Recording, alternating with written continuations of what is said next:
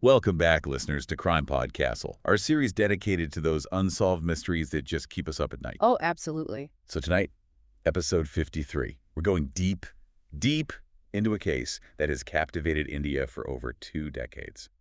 The death of Rashmi Singh. A fearless investigative journalist, just think about that, found dead in her apartment back in 2001. Yeah. And her story is a tangled web of unanswered questions, tantalizing clues. We're going to sift through the evidence, explore the theories, all in pursuit of the truth behind Rashmi Singh's untimely demise. I think one of the things that makes this case so fascinating is the stark contrast we see between Rashmi's vibrant life and then this abrupt and completely unexplained ending. Yeah, she was a force of nature, by all counts. She was, in the world of investigative journalism. From everything I've read, Rashmi was driven, passionate, calm under pressure, and she seemed to balance the demands of her career with, a fulfilling personal life, close friends, loving family. She had it all. She really did. Yeah. Which makes the mystery surrounding her death all the more puzzling. Yeah, it really does. It's like, imagine someone hit the pause button on a film reel right at the climax and just left us all hanging, wanting to know what happens next. Yeah, exactly. So let's rewind that reel. Back to April 15th, 2001. Okay. Rashmi was last seen by friends earlier that day, in good spirits, but later that evening, a concerned friend, unable to reach her, went to her apartment. And that's where this mystery truly begins. Because at first glance, it seemed like a very straightforward scene. Okay. No forced entry, no signs of a struggle. Really? But as investigators began to look deeper, a more complex picture emerged. They found bruising on Rashmi's arms and neck. Oh. Which suggested that there may have been some kind of altercation. So hold on. No forced entry. Yeah. But signs of a possible struggle. Right. That already is incredibly puzzling. It is. It's almost like we're dealing with 2 different stories here. Yeah. I mean, was this a carefully staged scene? Or did someone Rashmi knew and trusted betray that trust? And then to add to that, you have the objects that were found near her body. So a half-empty wine glass, scattered papers, some of which were related to her ongoing investigations. Oh, wow. So did Rashmi have a visitor that night? Right. Was this a social call gone wrong? Right. Or was it deliberately manipulated to mislead the investigators? It's like trying to assemble a jigsaw puzzle. Yeah. With half the pieces missing. Right. And the ones we do have seem to belong to different puzzles. Totally. And then on top of that, you have the autopsy report. Yes. The autopsy confirmed that the cause of death was asphyxiation. Okay. But they couldn't determine the manner. Huh. So was it suicide? Was it an accident? Right. Or was it homicide? That is a huge question mark. Yeah. And that just leads to, more speculation and theories. It does. Each trying to find some way to make those pieces fit into a coherent narrative. Yeah, so we've got a captivating victim, a mysterious death scene, an inconclusive autopsy. This sounds like a detective's worst nightmare. Where do we even begin? Well, despite the challenges, the investigation did manage to uncover some pretty crucial information. Right. So we'll take a closer look at those forensic findings. Okay. And then we'll delve into the nature of Rashmi's work. What was she working on? Right. What were the potential motives that her work might have created? And then we're going to take a look at the witness testimonies. What did people see? Okay, this is where things are going to get really interesting. I think so. I can't wait to see what kind of clues we can uncover. Yes. And how those clues fit into the larger puzzle of Rashmi Singh's death. Absolutely. Let's start with those forensic findings. Remember the bruising on Rashmi's arms and neck? Yeah. Well, they weren't able to get any DNA or fingerprints that they could connect to anyone else. So either we're talking about someone who was incredibly careful, like meticulously avoiding leaving any trace behind, or maybe Rashmi knew her attacker and let them in willingly. That lack of forced entry really adds to the puzzle, doesn't it? It does. It makes you think about her relationships, both personal and professional. Yeah. And if any of those might have had a motive for wanting to harm her. So let's talk about her professional life. Okay. You mentioned that the investigation looked into the expose she was working on. Right. At the time of her death. Yes. And, we know Yeah. that it was rumored to involve some pretty powerful people. Right. Given what we know about Rashmi. Yeah. Her fearless personality, her dedication to the truth. Were there any indications that her work put a target on her back? Well, it did come to light that she had received threats in the weeks before her death. Really? But according to people who knew her, she didn't seem too concerned about them. Sort of brushed them off like it was just part of the job. Right. Sounds like the Rashmi we're getting to know. It does. Brave, determined, not easily intimidated. But, those threats, those had to be a major lead for the investigators, right? Yes, of course. Did they find out anything about the nature of those threats? Unfortunately, no. Those details remain pretty unclear. What we do know is that the threats seemed to escalate as Rashmi got closer to publishing. Oh, wow. Which does suggest a possible link between her work and the danger she was facing. It's chilling to think that someone might have wanted to stop her from revealing the truth. To go to such lengths raises the question, what exactly was Rashmi about to expose? And who stood to lose the most from her findings? Those are questions that have haunted investigators for years. What we know is that Rashmi was known for taking on these tough stories, exposing corruption, holding powerful individuals accountable. That kind of work, it often put her in a dangerous position. It's a dangerous path to walk. Shining a light in those dark corners. Yeah. It's a sad reminder that some people will go to any length to protect their secrets. But let's not get ahead of ourselves here. We still have a lot to unpack. We do. What about witness testimonies? Did anyone come forward with information?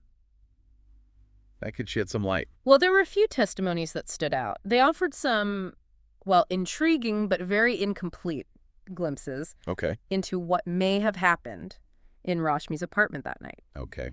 So friends and neighbors who had seen her earlier in the day, they described her as her usual cheerful self, seemingly without a worry. Yeah. But one neighbor did report hearing muffled voices and then a loud thud coming from Rashmi's apartment. A loud thud. Yeah. That sounds like it could be something significant. Yeah. Did this neighbor offer any other details? Was it possible to determine what caused the thud? Unfortunately not. The neighbor couldn't really give any more information, and no one else was able to corroborate the story. So it's another frustratingly vague piece of information. It is. It raises more questions than it answers. Yeah, it's like every piece of evidence offers a glimpse into the puzzle. But none of them quite fit together to give us the whole picture.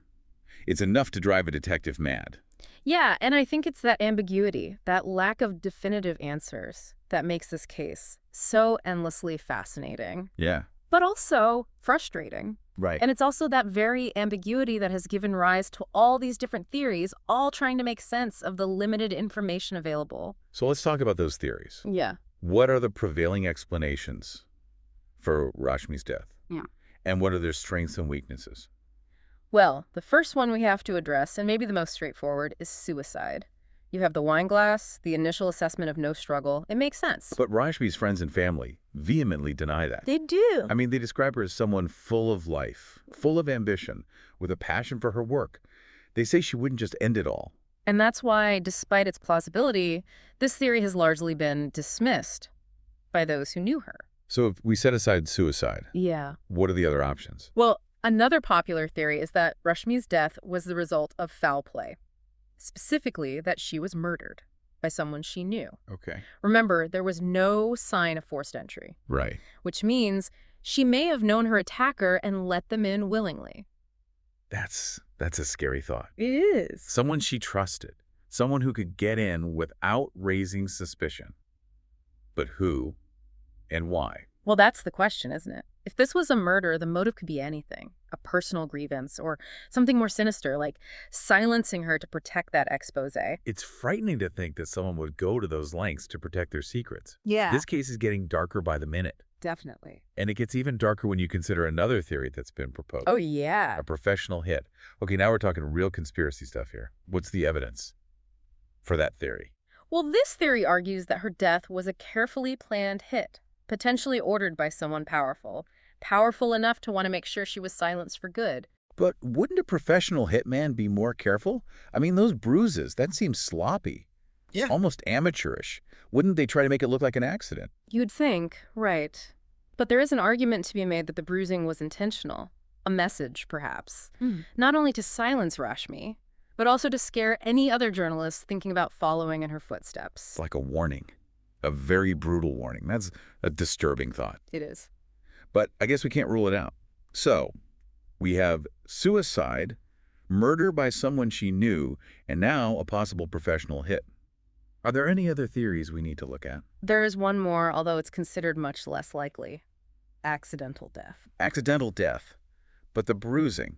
Yeah. And the asphyxiation. How? It's a bit of a long shot, I know. But some have proposed that Rashmi's death could have been an accident, maybe involving alcohol in a situation that just went horribly wrong. But wouldn't that be pretty obvious from the scene? Wouldn't investigators have figured that out? You would think so, but the specific details of the scene and the autopsy report, those have never been made public. So we're left with a theory that we just can't fully explore. Yeah. This is so frustrating. I know. All these scenarios, possibilities, contradictions, and yet none of them really give us a definitive answer.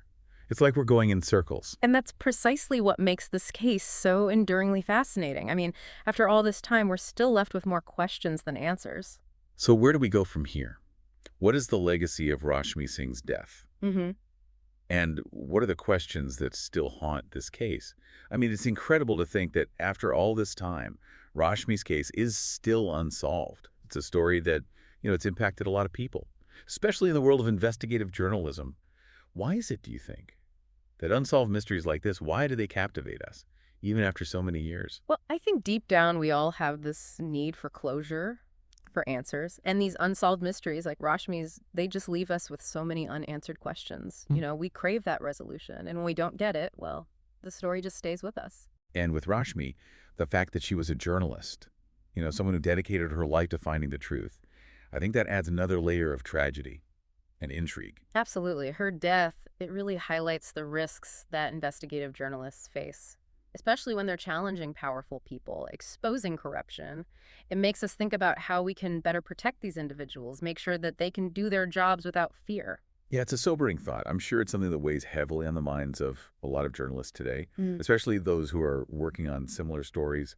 But for Rashmi's family and friends, the lack of answers has to be just unbearable. It's unimaginable to not know how or why your loved one died. It's a wound that never really heals, and the uncertainty, it just adds to the pain. So as we wrap up our deep dives today, I have to ask, what do you see as Rashmi Singh's legacy?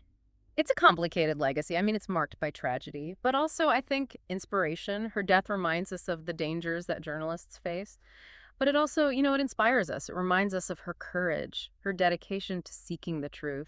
And it makes us want to continue her work. Exactly. So, last question. What are the big unanswered questions?